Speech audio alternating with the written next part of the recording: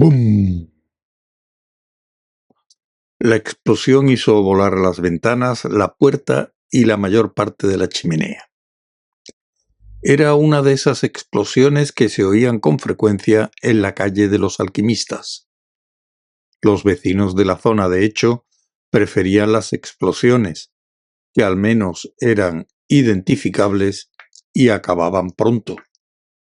Eran mejores que los olores, que se te aferraban a la ropa y a la piel durante un lapso de tiempo impredecible. Y esta había sido de las buenas, incluso para los elevados estándares de los expertos de la zona. Había un corazón color rojo oscuro en el centro de la espesa nube de humo negro, cosa que no se veía todos los días. Los trocitos de ladrillo semifundidos estaban más fundidos que de costumbre. Todos coincidieron en que había sido una explosión impresionante. ¡Bum! Un par de minutos después de la explosión, una figura se abrió paso como pudo por el agujero destrozado donde había estado la puerta. La figura carecía de pelo, y la ropa que le quedaba estaba en llamas. Se tambaleó hacia la pequeña multitud que admiraba la devastación y por casualidad puso una mano manchada de hollín sobre un vendedor de empanadas calientes y salchichas en panecillo, llamado Y voy a la ruina, quien tenía una habilidad casi mágica para aparecer allí donde se pudiera realizar una venta. «No encuentro la palabra», dijo la figura irreconocible, con voz aturdida, casi soñadora. «La tengo en la punta de la lengua». «¿Ampollas?», sugirió Ruina. Recuperó rápidamente sus instintos comerciales. «Después de una experiencia así», añadió, al tiempo que le presentaba una bandeja atestada de residuos orgánicos tan abundantes que casi poseían vida propia, «lo que necesitas es tomarte una buena empanada caliente».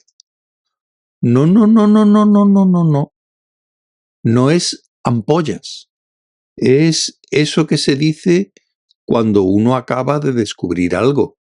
Sales a la calle gritando», insistió la figura humeante con tono de apremio. «Una palabra especial, muy concreta».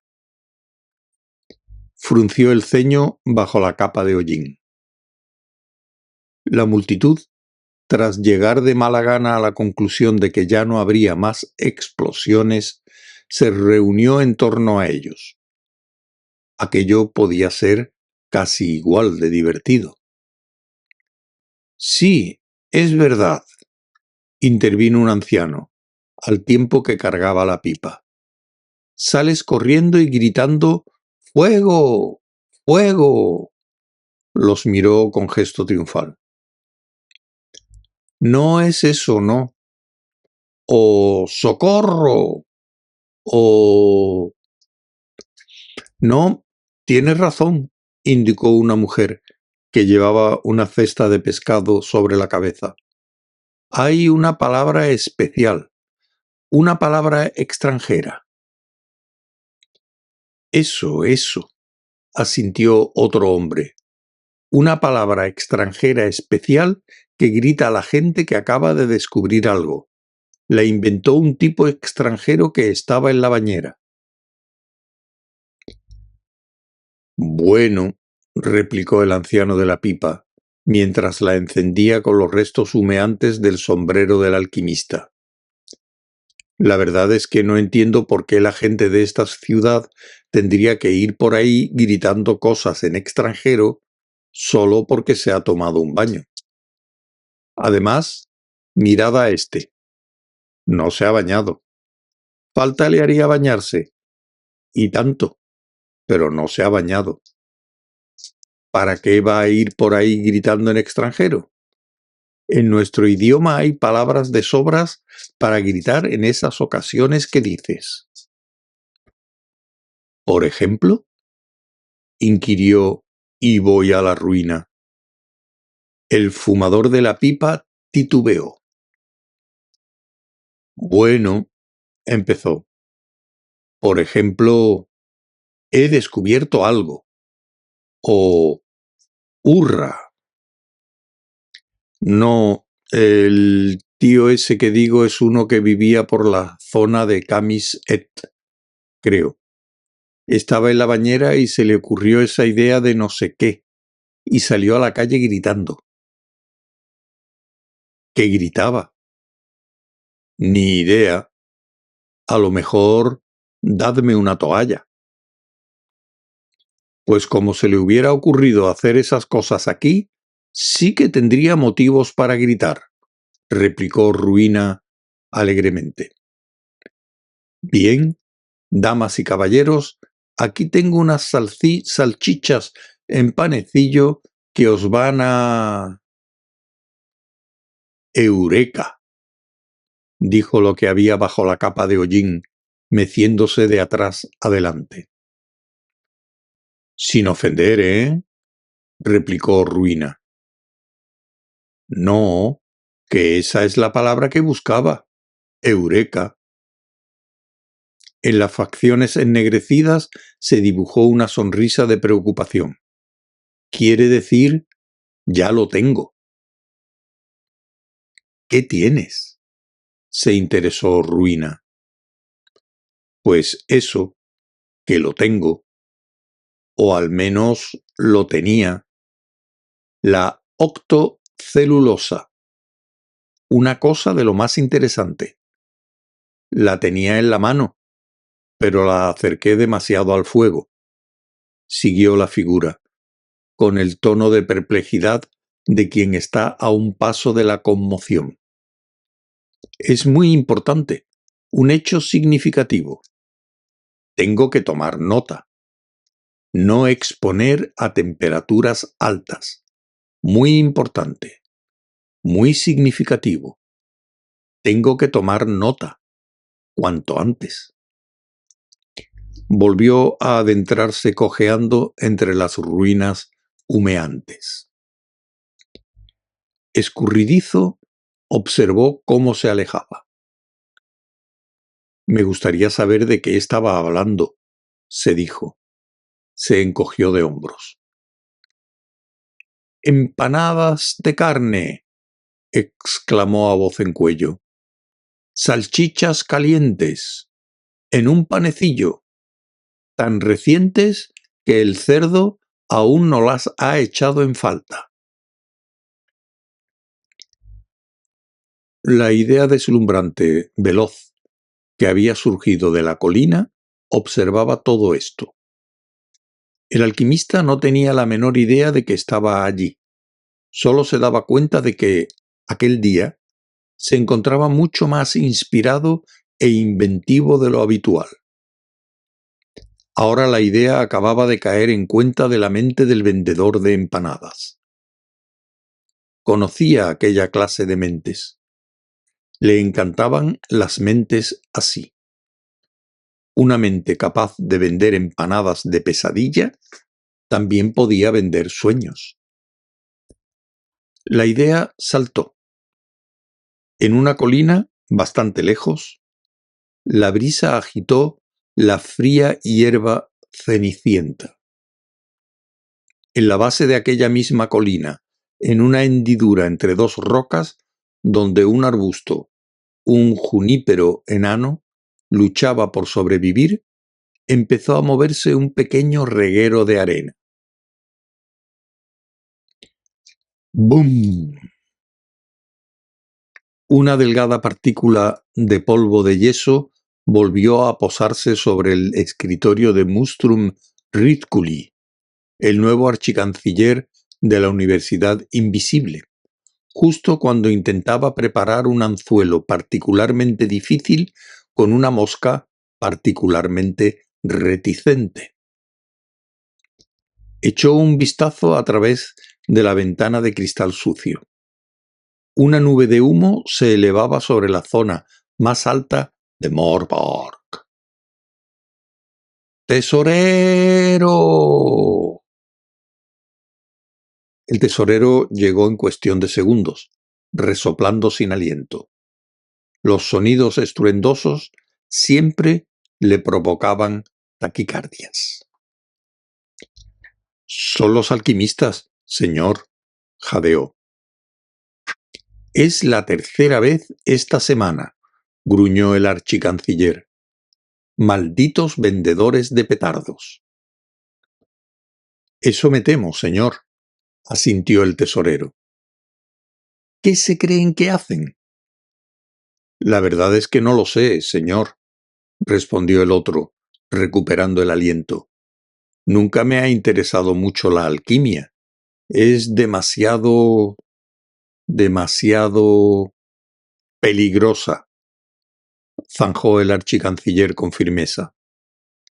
«Todo consiste en mezclar cosas raras y decir, venga, a ver qué pasa si añado una gota de eso amarillo y luego van por ahí 15 días sin cejas». «Yo iba a decir que es poco práctica», replicó el tesorero. «Intentan hacer las cosas por el camino más difícil cuando nosotros tenemos magia cotidiana de lo más sencilla». «Yo creía que buscaban la piedra filosofal o algo por el estilo», bufó su superior. «En mi opinión, todo eso no es más que un montón de sandeces. Bueno, me da igual. De todos modos, ya me iba». El archicanciller se dirigió hacia la puerta de la habitación, pero el tesorero se apresuró a tenderle un puñado de papeles.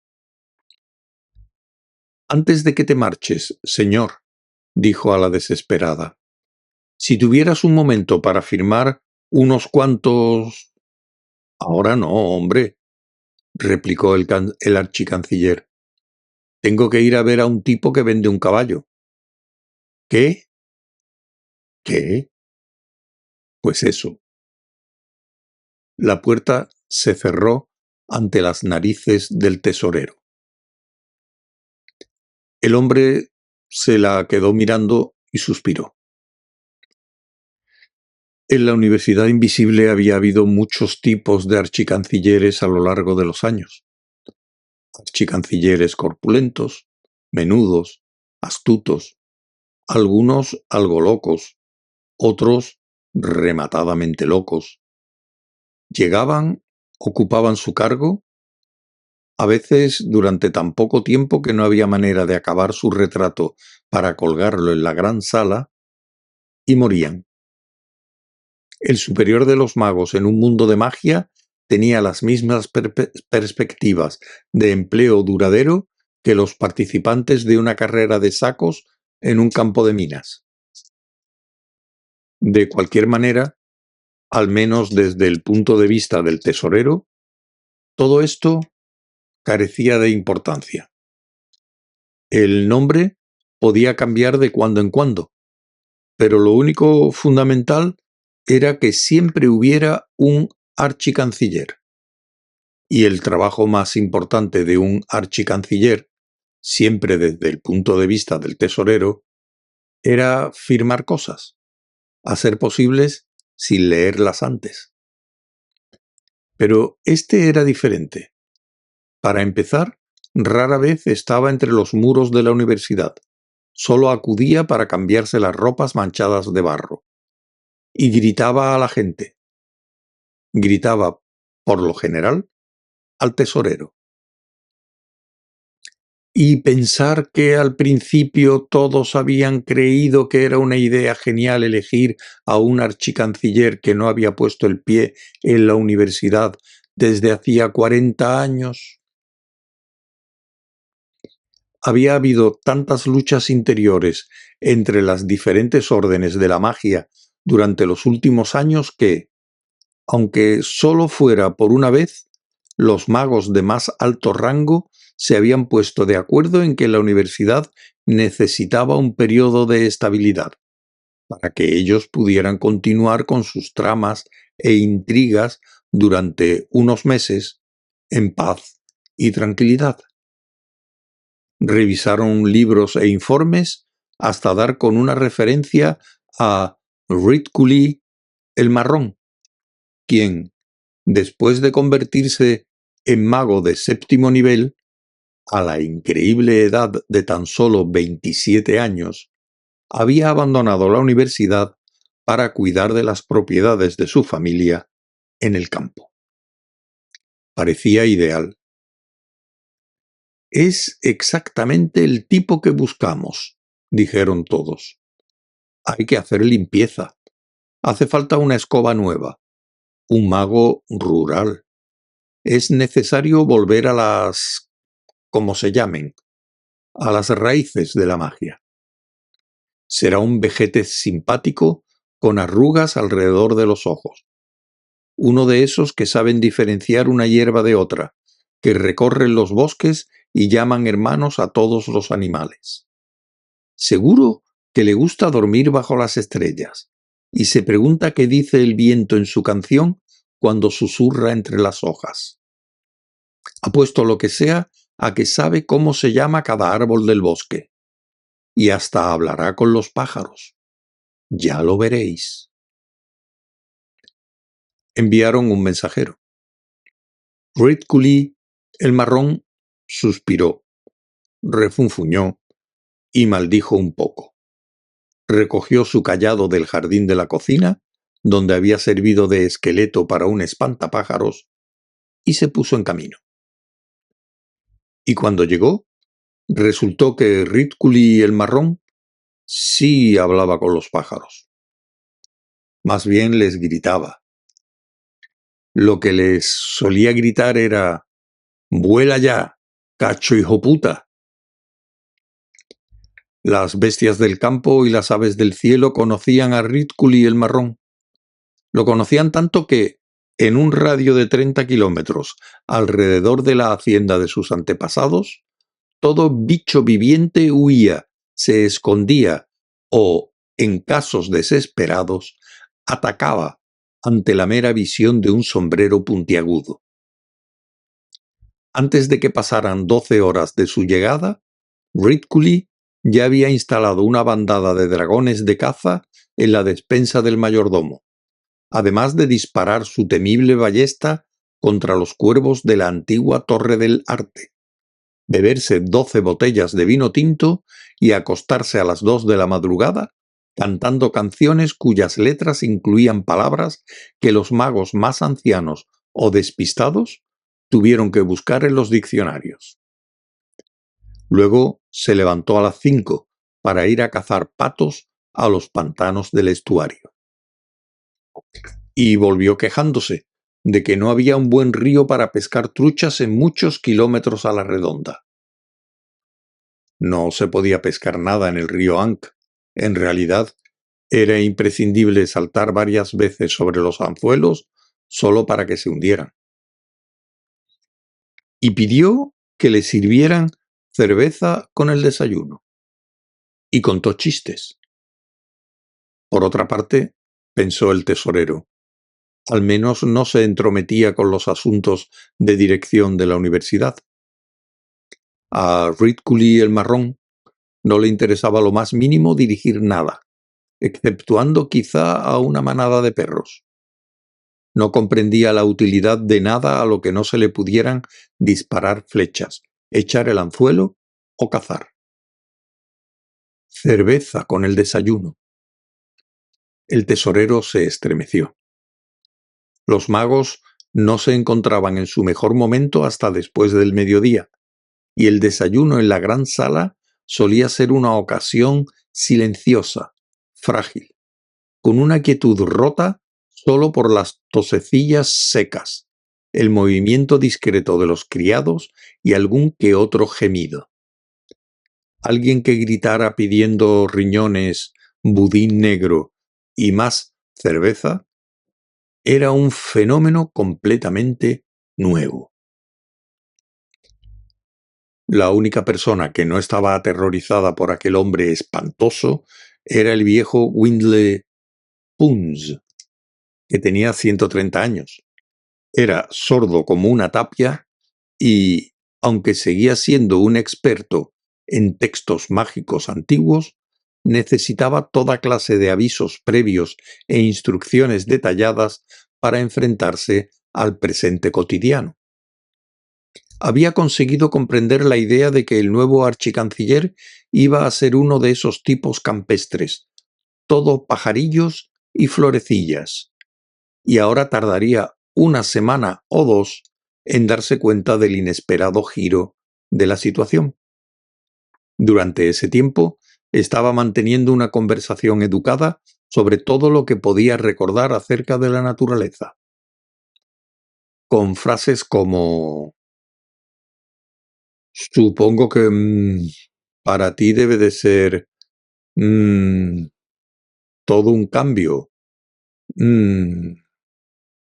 dormir en una cama de verdad, mm, en vez de bajo las estrellas. Y estas cosas, estas se llaman cuchillos y tenedores. Y esta cosa verde que hay sobre los huevos revueltos, ¿crees que puede ser perejil? Pero como el nuevo archicanciller jamás prestaba demasiada atención a lo que decían los demás mientras estaba comiendo, y Punz nunca llegó a darse cuenta de que no le llegaba respuesta alguna, se estaban llevando bastante bien. Además, el tesorero tenía otras preocupaciones en la cabeza. Para empezar, los alquimistas. No se podía confiar en los alquimistas. Se tomaban las cosas demasiado en serio. ¡Bum! Y aquella fue la última. Pasaron días enteros sin que se oyeran más explosiones. La ciudad se tranquilizó de nuevo. Eso fue una estupidez, por su parte. El tesorero no se dio cuenta de que el hecho de que no hubiera más detonaciones no quería decir que hubieran dejado de hacer lo que fuera que estuvieran haciendo. Quería decir que lo estaban haciendo bien.